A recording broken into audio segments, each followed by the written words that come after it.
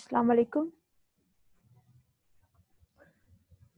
आज हम next chapter इंशाल्लाह स्टार्ट करें और चैप्टर का नेम है cardiac arrhythmias and their electrocardiographic interpretations.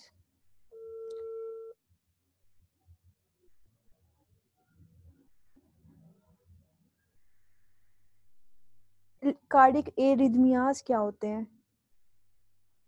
Cardiac arrhythmias यानी एरिथमिसिटी जो हार्ट के अंदर due to sinus node, due to AV node, due to AV bundle, due to Purkinje fibres create होती है।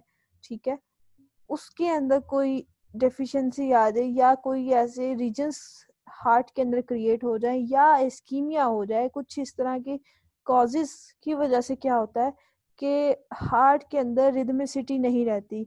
कुछ पार्ट पहले कॉन्ट्रैक्ट कर जाता है, कुछ पार्ट पहले डीपोलराइज कर जाता है, कुछ बाद में करता है। तो इस चीज़ को हम सारे प्रोसेस को, इस सारी बीमारियां, इससे रिलेटेड जितनी भी बीमारियां उनको हम कलेक्टिवली एरिथमियास बोल देते हैं।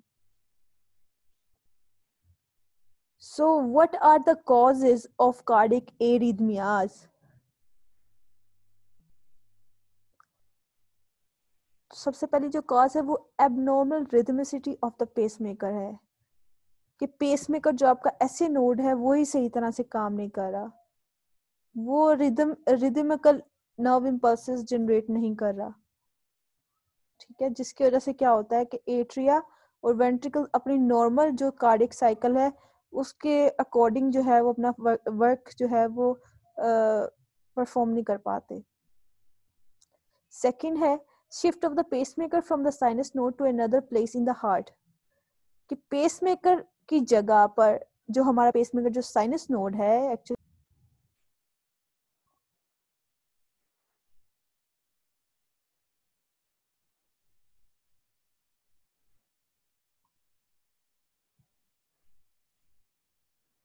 तो सेकंड जो है वो शिफ्टिंग ऑफ द पेसमेकर है। थर्ड है blocks at different points in the spread of impulse through the heart. Fourth one है abnormal pathways of impulse transmission. Fifth one है spontaneous generation of spurious impulses in almost any part of the heart. ठीक है, impulse generate हुई किसी भी part के किसी भी हिस्से में कभी भी, और स्पूरियसली और स्पॉन्टेनियसली। स्पॉन्टेनियसली मतलब लगातार वो परफॉर्म हो रही है और जो हमारा पेसमेकर है वो वर्क ही नहीं कर रहा। ठीक है, वो रिदमिसिटी उसकी काम ही नहीं आ रही क्योंकि हार्ट ने अपने ही कुछ फोकल पॉइंट ऐसे बना लिए, एक्टोपिक फोकाइज ऐसे बना लिए कि उसके अंदर खुद ही कॉन्ट्रैक्शन और खुद ही जो है वो एक्साइटेशन और सारी की सारी रिपोलेशन हो जाती है। सबसे पहले एबनॉर्मल साइनस रिदम्स। साइनस के अंदर जो रिदम्स हैं एबनॉर्मल, वो कैसे होती हैं? There are three main reasons. ठीक है, उनको आपने याद रखना है कि साइनस रिदम्स एबनॉर्मल कब होती हैं? जब एसएनएस यानी sympathetic nervous system, parasympathetic nervous system और तीसरा है टेम्परेचर, इनमें जब गड़बड़ेशन होगी ना, जब इनमें कोई गड़बड़ होगी तभी जो है ये एबनॉर्मल साइनस रिदम्स। और इसके अलावा जो है एक्सटर्नल जो फैक्टर्स हमारे आते हैं, जिनमें हम अगर रनिंग कर रहे हैं, कुछ इस तरह का कोई हमने हैवी एक्सरसाइज कर ली है और कुछ इस तरह के काम जो मतलब फिजिकल जो हम कर रहे हैं, फिजिकल हमारी एफर्ट ज्यादा लग रही है जिन पर, तो उनकी वजह से एबनॉर्मल साइनस रिदम्स क्रिएट होते हैं। तो इसमें जो पहली कंडीशन है वो है टेकिकार्डिया। टेकिकार्डिया के अंदर क्या होता है? फास्ट हार्ट रेट होता है हमारे पास। नॉर्मल जो बीट्स आ रही होती हैं पर मिनट वो आती हैं 72 के करीब। ठीक है, एग्जैक्ट, और एवरेज जो है वो 80 तक ठीक है आ रही होती है। लेकिन टेकिकार्डिया क्या होता है कि एक नॉर्मल पर्सन के अंदर अगर 100 से अबव बीट्स आ रही हैं पर मिनट के लिहाज से, तो वहां पर टेकिकार्डिया की हमें अलामत शो हो जाती है।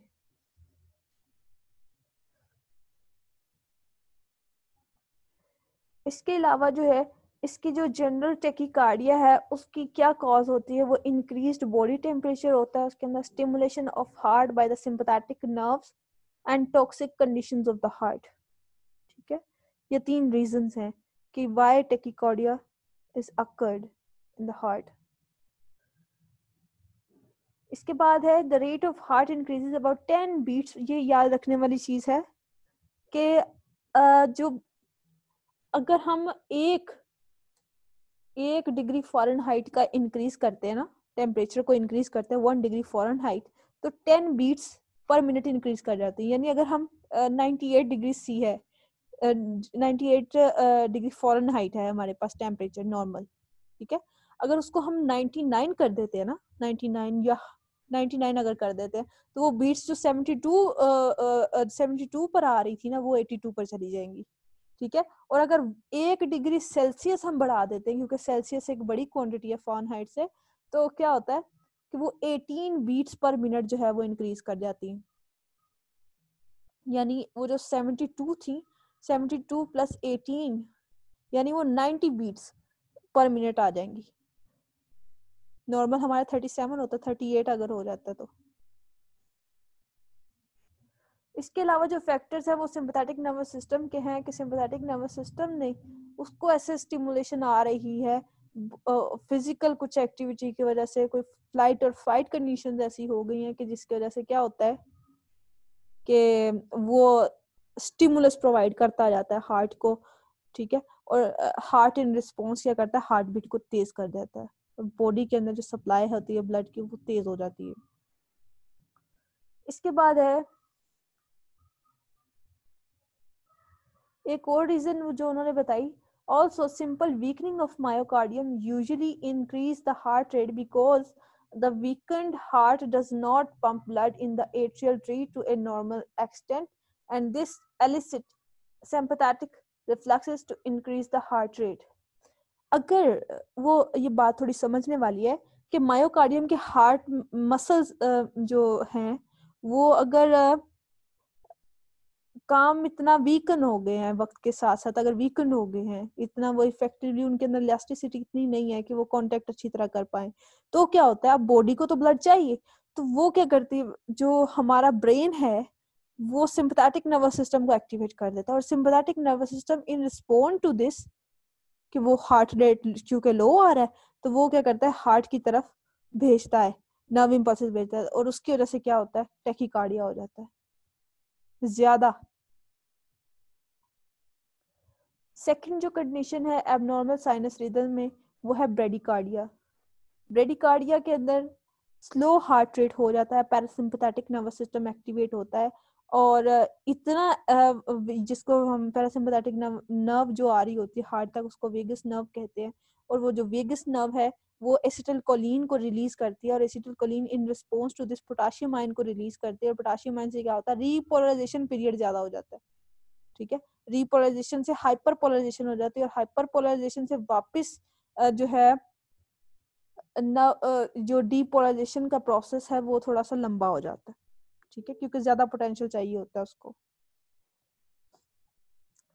तो ये क्या कॉज करती है, ब्रेडिकार्डिया कॉज करती है, और फ्यूअर 60 बीट्स पर मिनट से कम रह जाती है जो हमारी हार्ट रेट है। ब्रेडिकार्डिया इन एथलीट्स में ब्रेडिकार्डिया का खदशा होता है, क्यों, the athlete heart is considerably stronger than that of a normal person, a fact that allows the athlete's heart to pump a large stroke volume output per beat even during period of rest.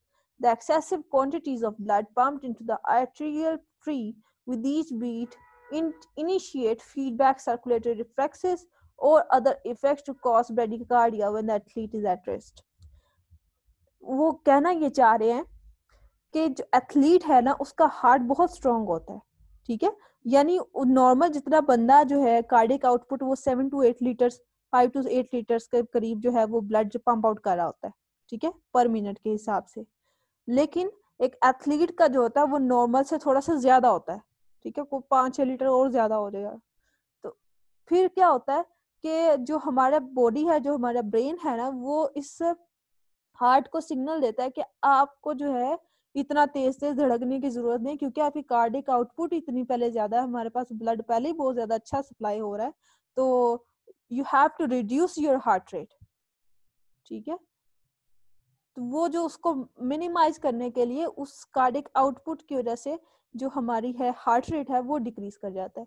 तो heart rate decrease that will cause bradycardia in athletes.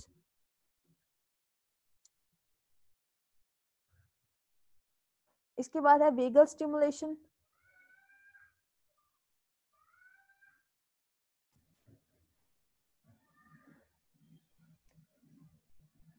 इसके बाद है vagal stimulation as a cause of bradycardia.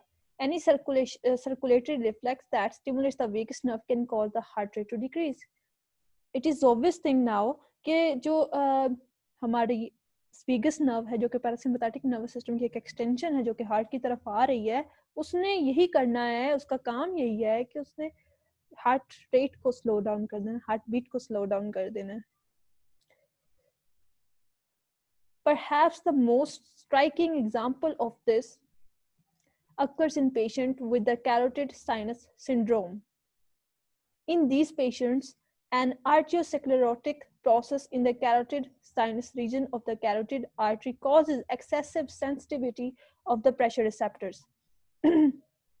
Arteriosclerotic जो process होता है ना, उसकी वजह से क्या होता है, वो कैल्सिफाइड कुछ स्टोन कुछ इस तरह का बन जाता है, वो जो आर्टरीज हैं वो क्या हो जाती हैं, वो इलास्टिक हो जाती है. तो उसकी वजह से क्या होता है कि जो हमारे हार्ट की मसल्स है ना, जो हार्ट है पूरा का पूरा, वो क्या करता है, वो सेंसिटिव हो जाता है प्रेशर जो सेंसिटिव उस पर बैरोरिसेप्टर लगे होते हैं वो सेंसिटिव हो जाते हैं ज्यादा. ठीक है, नॉर्मल जितना प्रेशर अगर होता है उससे वो ज्यादा सेंसिटिव वो हो जाते हैं. तो फिर क्या होता है कि अगर थोड़ा सा भी कैरोटिड आर्टरी पर प्रेशर यानी नेक रीजन पर प्रेशर लगे ना, तो क्या होता है कि वो सिग्नल पहुंच जाती, वो जो वेगस नर्व भी यहीं से जा रही है, तो वो पहुंच जाती है सिग्नल बैरो रिसेप्टर को, वो रिसेप्टर रिसेप्ट करते हैं, रिसीव करते हैं उस इंफॉर्मेशन को, फोर्स को, और वो पहुंचा देते हैं हार्ट तक. और हार्ट इन रिस्पॉन्स क्या करता है, वेगस नर्व से अब एसिटिलकोलिन ही तो निकलेगी, एसिटिलकोलिन ने क्या कर देना है, हार्ट रेट स्लो कर देना. इसकी जो लास्ट यहाँ पर टाइप दी गई है वो है sinus arrhythmia, abnormal sinus rhythms की. Figure 13.3 shows a cardiotachometer recording of the heart rate during a normal beating at first, followed by deep respiration. ठीक है, deep respiration. अभी साइनस एरिथमिया के अंदर हमारे पास क्या चीज है, हमारा जो मेडलरी रेस्पिरेटरी सेंटर है ना, मेडुला के अंदर ब्रेन का पार्ट है मेडुला, उसके अंदर रेस्पिरेटरी सेंटर होता है जो कि कंट्रोल कर रहा होता है हमारा रेस्पिरेशन रेट को.